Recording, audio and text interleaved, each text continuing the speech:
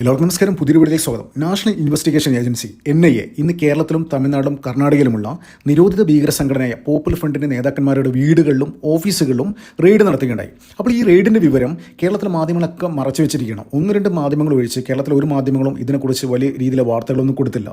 അപ്പോൾ ഈ raid NIA ഉദ്യോഗസ്ഥർ വരുന്ന വിവരം കേരള പോലീസിലെ ഒരാൾ പോലും അറിഞ്ഞില്ല. വളരെ പെട്ടെന്നാണ് ഈ നിരോധിത ഭീകര സംഘടനയുടെ മുൻ നേതാക്കന്മാരുടെ വീടുകളിലും ഓഫീസുകളൊക്കെ ആൾക്കാർ വരുന്നു, ID കാർഡ് കാണിക്കുന്നു, പെട്ടെന്ന് റെയ്ഡ് നടത്തുന്നു. അപ്പോൾ എന്തായിരിക്കാം പെട്ടെന്ന് കേരള പോലീസിനെ പോലും അറിയിക്കാതെ ഇങ്ങനൊരു ഓപ്പറേഷൻ? നമുക്കറിയാം, ഈ പോപ്പുലർ ഫ്രണ്ട് നിരോധിക്കുന്നത് 2022 സെപ്റ്റംബർ 28 അന്ന് എന്താ നടന്നത്?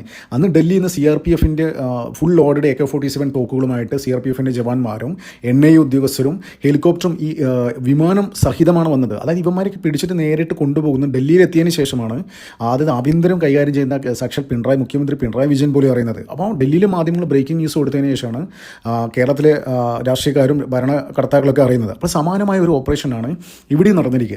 അപ്പോൾ രണ്ട് കാര്യങ്ങളാണ് ദേശീയ മാധ്യമങ്ങൾ റിപ്പോർട്ട് ചെയ്യുന്നത്. എന്തുകൊണ്ടാണ് ഇപ്പം പെട്ടെന്ന് NIA ഇങ്ങനെ കേരളത്തിലടക്കം വലിയ രീതിയിൽ ഓപ്പറേഷൻ, അതായത് ഈ 3 സംസ്ഥാനങ്ങളിൽ ഏകദേശം ഓപ്പറേഷൻ നടന്നിട്ടുണ്ട്.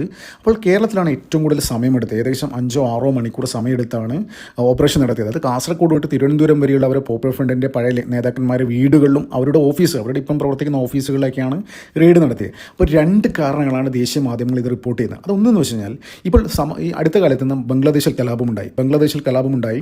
അപ്പോൾ 2 രീതിയിൽ കലാപമുണ്ടായി. ഒന്ന്, അവിടുത്തെ ജനാധിപത്യ പ്രക്രിയയിൽ അധികാരത്തിലെത്തിയ ഷെയ്ഖ് ഹസീനെ പുറത്താക്കാൻ വേണ്ടിയിട്ട് ജമാഅത്തെ ഇസ്ലാമിയുടെ നേതൃത്വത്തിൽ നടന്ന കലാപം, അതായത് അത് ജൻസി കലാപം എന്നൊക്കെയാണ് പറഞ്ഞത്. ശരിക്കും അതല്ല, ഷെയ്ഖ് ഹസീനെ പുറത്താക്കാൻ വേണ്ടി അവിടെ ശരിയ നിയമം കൊണ്ടുവരാൻ വേണ്ടി ആണ് ഈ ജമാഅത്തെ ഇസ്ലാമിയൊക്കെ അവിടെ ഷെയ്ഖ് ഹസീനെ വിദ്യാർത്ഥികൾ ഉപയോഗിച്ചിട്ട് വലിയ രീതിയിൽ പ്രക്ഷോഭം സംഘടിപ്പിച്ചത്. അപ്പോൾ അതിനുശേഷം ഈ അടുത്ത കാലത്ത് ഉസ്മാൻ ഹാദി എന്ന് പറയുന്ന ഒരു ജിഹാദി നേതാവിനെ കൊലപ്പെടുത്തുകയുണ്ടായി.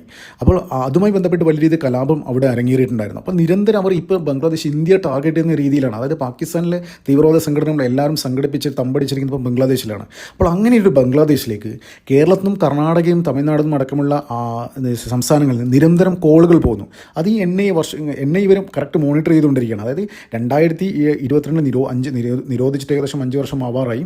5 വർഷത്തേക്കാണ് നിരോധനം ഏർപ്പെടുത്തിയിരിക്കുന്നത്. അപ്പോൾ ഈ 5 വർഷ കാലയളവിൽ ഇവർ ഇപ്പോൾ ഒന്ന് അടങ്ങി എന്നാണ് എന്താ പറയുക, പൊതുസമൂഹത്തിൻ്റെ ഒരു തോന്നൽ അങ്ങനെയാണ്. പക്ഷെ അങ്ങനെയല്ല, NIA ശരിക്കും ഒരു മോണിറ്റർ ചെയ്യുന്നുണ്ട്. ഇതിനിടയിൽ ഈ ബംഗ്ലാദേശ് കലാപം നടക്കുന്നതിനിടയിലേക്ക് ആ സമയത്തൊക്കെ നിരന്തരം ബംഗ്ലാദേശിലേക്ക് കോൾ പോകുന്നു, പാകിസ്ഥാനിലോട്ട് കോൾ പോകുന്നു, പാക് അതിനെ കാശ്മീരിലേക്ക് കോൾ പോകുന്നു. അപ്പോൾ ഇതൊക്കെ ഇവർ കോൾ ചെയ്യുന്നത് ഡയറക്റ്റ് നമ്മുടെ സാധാരണ നോർമൽ ഫോൺ ഉപയോഗിച്ചിട്ടല്ല, പല ആപ്പുകൾ ഉപയോഗിച്ചിട്ടാണ്. നമ്മൾ IP അഡ്രസ്സും ഇത്തരം കാര്യങ്ങളൊക്കെ ട്രാക്ക് ചെയ്യാൻ പറ്റാത്ത രീതിയിലുള്ള ഫെസിലിറ്റിയുള്ള ഒരുപാട് സംഭവങ്ങളുണ്ട്. അപ്പോൾ അതൊക്കെ ഉപയോഗിച്ചുകൊണ്ടാണ് ഇവർ കോൾ പോകുന്നത്. അപ്പോൾ ഇത് ഏറ്റവും കൂടുതൽ കോൾ പോയിരിക്കുന്നത് കേരളത്തിൽ നിന്നാണ് ഏറ്റവും കൂടുതൽ കോളുകൾ ബംഗ്ലാദേശിലേക്ക് പോയിരിക്കുന്നത്.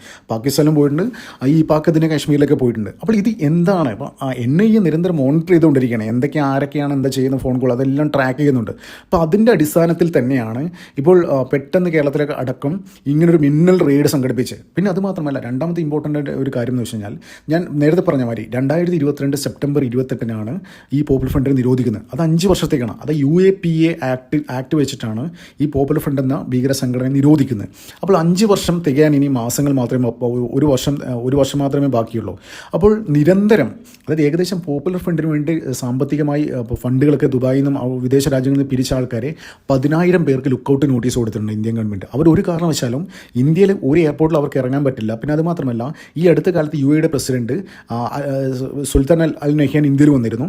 ആ സമയത്ത് ഇന്ത്യ ന്യൂക്ലിയർ ഡീൽ സൈൻ ചെയ്യുന്നതിൻ്റെ കൂടെ തന്നെ ഇന്ത്യ ഒരു ആവശ്യം മുന്നോട്ട് വെച്ചിരുന്നു. അതായത് ഒരു ലിസ്റ്റ് കൊടുത്തിട്ടുണ്ടായിരുന്നു. ഏകദേശം 10,000 പേരെ NIA ലുക്കൗട്ട് നോട്ടീസ് കൊടുത്തിട്ടുണ്ടെന്ന് പറഞ്ഞില്ലേ, അതിൽ കുറച്ച് ആൾക്കാരെ ഉടനടി വിട്ട് തരണം എന്ന രീതിയിൽ. അപ്പോൾ UAE പോലീസ് അവരെ ട്രാക്ക് ചെയ്യുന്നതിലാണ് ഉടൻ തന്നെ ഈ ആൾക്കാരെ പിടിച്ചിട്ട് ഇന്ത്യക്ക് കൈമാറും എന്നുള്ള വിവരവും വരുന്നുണ്ട്. അപ്പോൾ എന്തുകൊണ്ടാണ് കേന്ദ്ര സർക്കാർ ഇത്തരത്തിലുള്ള അതൊരു ആക്റ്റീവായിട്ടുള്ള കാര്യങ്ങൾ, അതായത് പ്രത്യേകിച്ച് PFI പോലുള്ള ഈ സംഘടന നേരിടുന്നതിൽ വലിയ രീതിയിൽ ഇത് കാണിക്കുന്നത്? കാരണം എന്ന് വെച്ചാൽ, ഇനിയിപ്പോൾ മാസങ്ങൾ, ഒരു വർഷം തികച്ചില്ല ഇവരുടെ നിരോധനം നീങ്ങാൻ വേണ്ടിയിട്ട്. അപ്പോൾ ആ സമയത്ത് ഇപ്പോൾ അവർ വലിയ രീതിയിൽ കോപ്പ് കൂട്ടിക്കൊണ്ടിരിക്കുകയാണ്. അതായത് ഇന്ത്യയിൽ വലിയ രീതിയിൽ കലാപം ഉണ്ടാക്കാൻ, ഇപ്പോൾ ഈ ബംഗ്ലാദേശിലും നേപ്പാളിലും ശ്രീലങ്കയിലൊക്കെ നടന്ന രീതിയിലുള്ള കലാപം ഉണ്ടാക്കാൻ വേണ്ടിയിട്ട് ഇവർ കോപ്പ് കൂട്ടുന്നുണ്ടെന്നും അതിന് വേണ്ടിയിട്ട് അവർ ഫണ്ട് പിരിക്കാൻ വിദേശ ബാങ്കുകളൊക്കെ ഉപയോഗിക്കുന്നുണ്ടെന്നുള്ള വ്യക്തമായ വിവരങ്ങൾ NIAക്ക് കിട്ടിയിട്ടുണ്ട്. അതിൻ്റെ അടിസ്ഥാനത്തിൽ തന്നെ കേരളത്തിലേക്ക് വന്നത്. അപ്പോൾ നിരന്തരം ഇങ്ങനെ പാകിസ്ഥാനിലേക്കും ബംഗ്ലാദേശിലേക്കൊക്കെ കോൾ പോകുന്നതിന് പിന്നിൽ ഇത്തരത്തിലുള്ള കലാപം കോർഡിനേറ്റ് ചെയ്യാൻ വേണ്ടി തന്നെയാണ്. അതായത് ഈ ബംഗ്ലാദേശ് വഴിയും പാകിസ്ഥാൻ വഴിയും തന്നെയാണ് പല രീതിയിലുള്ള ഇൻ്റർനാഷണൽ ഡീലുകൾ ഇവിടെ നടന്നുകൊണ്ടിരിക്കുന്നത്. അപ്പോൾ അത് ഏത് വഴിയിലൂടെയാണ് അത്തരം പണം, അത് ലിക്വിഡ് ക്യാഷ് ആയിട്ടും ഓൺലൈൻ ഇതായിട്ടും വൈകിട്ടായിട്ട് ഇവിടെ എത്തുന്ന അത്തരം കാര്യങ്ങളൊക്കെ വിശദമായി അന്വേഷണം നടത്തേണ്ടിയിരിക്കുന്നു. അപ്പോൾ ഈ 5 വർഷം കഴിഞ്ഞ് കഴിഞ്ഞാൽ അത് 2027 സെപ്റ്റംബർ മാസം അവരുടെ ബാൻ തീരും. അപ്പോൾ വീണ്ടും ഒരു 10 വർഷത്തേക്കോ 15 വർഷത്തേക്കോ ലൈഫ് ടൈം ബാൻ അടിച്ച് കൊടുക്കാൻ തക്ക രീതിയിലുള്ള പല തെളിവുകളും ഈ 5 വർഷം കൊണ്ട് NIA ഒരുപാട് കളക്ട് ചെയ്ത് വെച്ചിട്ടുണ്ട്. അപ്പോൾ അതിൻ്റെ ഭാഗമായിട്ട് തന്നെ ഓരോരാളെ നിരന്തരം ഇങ്ങനെ ചോദ്യം ചെയ്തുകൊണ്ടിരിക്കുകയാണ്. അപ്പോൾ ഇവർ ഞാൻ നേരത്തെ പറഞ്ഞ മാതിരി നിരന്തരം ഇങ്ങനെ ഓരോ പാകിസ്ഥാനിലേക്കും ബംഗ്ലാദേശിലേക്കും പോകുന്ന ഫോണുകളൊക്കെ ട്രാക്ക് ചെയ്യുമ്പോൾ അതിൽ മെൻഷൻ ചെയ്യുന്ന ഓരോ പേരുകളും ഓരോ കോഡുകളായിട്ടായിരിക്കും പറയുക. അപ്പോൾ ഇതൊക്കെ ഡീകോഡ് ചെയ്തെടുത്ത് അതിലേക്ക് മാപ്പ് ചെയ്യുന്ന ഫുള്ളി മാപ്പ് ചെയ്യുന്നത്, അതായത് ആ ഡീകോഡ് ചെയ്ത ഡീറ്റെയിൽസൊക്കെ മാപ്പ് ചെയ്യുന്ന കേരളത്തിലേക്കാണ്. അതുകൊണ്ട് തന്നെയാണ് NIA ഏറ്റവും കൂടുതൽ ഇവിടെ ടൈം സ്പെൻഡ് ചെയ്തിട്ട് ഇവന്മാരുടെ എല്ലാ ഡീറ്റെയിൽസും ഇപ്പോൾ ആദ്യം തന്നെ എന്താ ചെയ്യുന്നറിയോ, ഇപ്പോൾ എത്രയും പെട്ടെന്ന് ഈ റെയ്ഡിന് വരുമ്പോൾ ഇവർ ആദ്യം ഫോൺ പിടിച്ചെടുക്കുക ചെയ്യുക. ഫോൺ പിടിച്ചെടുത്താൽ കഴിഞ്ഞാൽ ഒരു മനുഷ്യൻ്റെ ഫോൺ കിട്ടിക്കഴിഞ്ഞ് കഴിഞ്ഞാൽ അവനെക്കുറിച്ചുള്ള എല്ലാ വിവരങ്ങളും അവൻ ചെയ്യുന്ന ആക്ടിവിറ്റീസ് എല്ലാം നമുക്ക് ട്രാക്ക് ചെയ്യാൻ പറ്റും. അപ്പോൾ അത്തരത്തിലുള്ള കാര്യങ്ങൾ തന്നെയാണ്, ഒരു സ്ട്രാറ്റജി തന്നെയാണ് NIA ഇവിടെയും പ്രയോഗിച്ചത്. എന്ത് തന്നെയാലും ഇപ്പോൾ ബംഗ്ലാദേശിലേക്കും പാകിസ്ഥാനിലേക്കൊക്കെ കോളുകൾ ചെയ്ത് അതിൻ്റെ വ്യക്തമായ വിവരങ്ങൾ NIAയുടെ പക്കലുണ്ട്. പക്ഷെ പെട്ടെന്ന് ചാടി കയറി പിടിക്കില്ല. ഇവരെത്രത്തോളം പോകും, അതായത് ഇനിയും അതിൻ്റെ കണ്ണികൾ കിട്ടാൻ വേണ്ടിയിട്ട് അത് നെക്സ്റ്റ് ലെവലിൽ ഒരു സീരീസ് ചെയിൻ ഓഫ് ആക്ഷൻ ആയിരിക്കും ഇവർ ഓരോ കാര്യങ്ങളും ഓരോ ആക്ഷൻ ചെയ്യുന്ന ഓരോ ടീമായിരിക്കും. അപ്പോൾ ഒന്നിലേക്ക് മാപ്പ് ചെയ്യുന്ന ഒരു ചെയിൻ ഉണ്ട്. അപ്പോൾ ആ ചെയിൻ ബ്രേക്ക് ചെയ്യാതെ അടുത്തിലേക്ക് പോകാൻ വേണ്ടിയിട്ട് ഇവരെ പെട്ടെന്ന് അറസ്റ്റ് ചെയ്യാൻ സാധ്യമില്ല. നമുക്കറിയാം ഈ പോപ്പുലർ ഫ്രണ്ടിൻ്റെ തന്നെ PFIയുടെ സംസ്ഥാന സെക്രട്ടറി CA റൌഫിനെ പൊക്കിയത് ഓർമ്മയുണ്ടോ?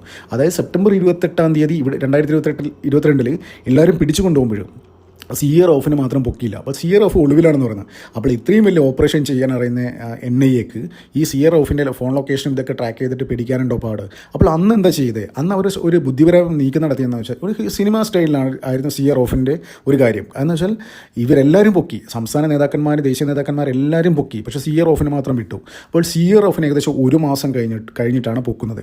അപ്പോൾ ഈ സമയത്തൊക്കെ ഈ ആശാനുണ്ടല്ലോ വലിയ രീതിയിൽ ഓരോ സ്ഥലത്ത് ഇങ്ങനെ മാറി മാറി ഒളിച്ച് താമസിക്കുകയാണ്, പലരായിട്ട് കമ്മ്യൂണിക്കേറ്റ് ചെയ്യുന്നുണ്ട്. അപ്പോൾ ഇതൊക്കെ ഇങ്ങനെ NIA ഇങ്ങനെ മോണിറ്റർ ചെയ്തുകൊണ്ടിരിക്കുകയാണ്. ഇവൻ ആരെയാണ് വിളിക്കുന്നത്, എന്തൊക്കെയാണ് ചെയ്യുന്നത്, എവിടെയൊക്കെ ഗൂഗിൾ പേ ചെയ്യുന്നുണ്ട്, അതൊക്കെ അറിയാം. അതായത് ഇതൊക്കെ ട്രാക്ക് ചെയ്യാൻ അറിയാത്തവരാണോ NIA? അപ്പോൾ ഇവൻ ആരൊക്കെയായിട്ട് കമ്മ്യൂണിക്കേറ്റ് ചെയ്യുന്നത്, അപ്പോൾ ഇവർക്ക് അറിയണം കുറേ കാര്യങ്ങൾ.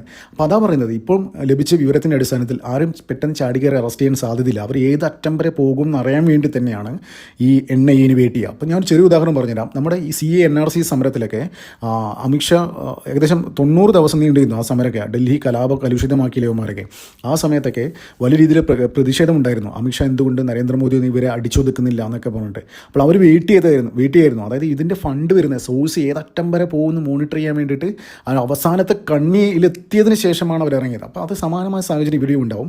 കേരളത്തിൽ നിന്ന് പോയ കോളുകളുടെ അടിസ്ഥാനത്തിൽ തന്നെയാണ് ഇപ്പോൾ പെട്ടെന്ന് NIA ഇത്തരത്തിലുള്ളൊരു ഓപ്പറേഷൻ പോപ്പുലർ ഫ്രണ്ടിൻ്റെ നിരോധിത ഭീകര സംഘടന കേന്ദ്രങ്ങൾ ഇപ്പോൾ നടത്തിയിരിക്കുന്നത്. അപ്പോൾ ഈ 1 വർഷത്തിനുള്ളിൽ മാക്സിമം ഇവർക്കെതിരെയുള്ള സംഭവങ്ങളൊക്കെ കോർട്ടിൽ ഹാജരാക്കേണ്ടി വരും. അപ്പോൾ അങ്ങനെയാണല്ലോ ഒരു ലൈഫ് ടൈം ബാൻ ഇവർക്ക് അടിച്ചു കൊടുക്കാം. പിന്നെ അത് മാത്രമല്ല ഇവരെ പേരിൽ രാജ്യത്തുടനീളമുള്ള നിരോധിത ഭീകര സംഘടന പേരുള്ള പ്രോപ്പർട്ടീസൊക്കെ അറ്റാച്ച് ചെയ്തിട്ട് ലേലത്തിൽ വെക്കാം, സർക്കാരിന് കണ്ടുകെട്ടാം. ഒരുപാട് ചെയ്തിട്ടുണ്ട്, ഇനിയും ഒരുപാട് പെൻഡിങ് ഉണ്ട്. അപ്പോൾ അതൊക്കെ സസൂക്ഷ്മം എന്താ പറയുന്നത് നല്ല രീതിയിൽ തന്നെ ചെയ്തുകൊണ്ട് സർക്കാരിന് മുന്നോട്ട് പോകാൻ പറ്റും. അപ്പോൾ എന്ത് തന്നെയായാലും ഈ നിരോധിത ഭീകര സംഘടന പോപ്പുലർ ഫ്രണ്ടിൻ്റെ ഓഫീസിൽ നടന്ന റെയ്ഡിന് പിന്നിൽ ഇത്തരം വിദേശ രാജ്യങ്ങൾക്ക് പോയ ഫോൺ കോളിനെ അടിസ്ഥാനപ്പെടുത്തി തന്നെയാണ് ഇത്തരത്തിലുള്ള മിന്നൽ നീക്കം നടത്തിയെന്നുള്ള കാര്യത്തിൽ ഒരു സംശയമില്ല. നന്ദി, നമസ്കാരം. മറ്റു വീഡിയോ കാണാം.